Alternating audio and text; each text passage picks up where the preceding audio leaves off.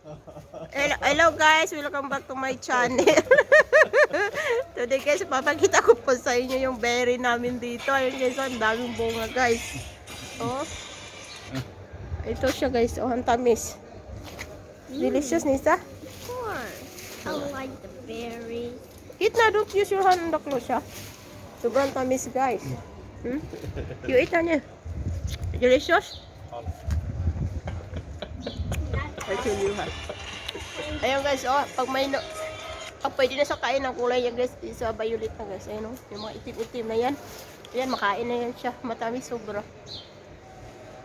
Ayan, sa amin po to guys. Ayan. Dito lang po yun sa baba ng bahay namin.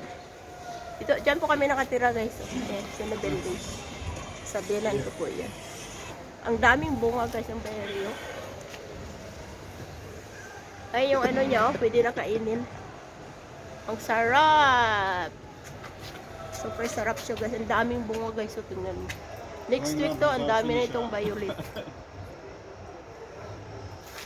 Sobrang dami ng ano niya guys. Ang dami guys. Tingnan mo. Saka ang tamis. Ang dami niyang bunga, di ba? Hanggang sa taas guys. Ayan. Sarap mag-harvest dito guys. Last year nag-harvest kami ng 2 kilo. Dapat kainin ka agad siya. Ayan oh. Mommy, can eat the red one. No more na. Sige, bye-bye na. Bye-bye guys. Thank you for watching. Thank you for watching. Can I have No. You cannot eat the dirt ko.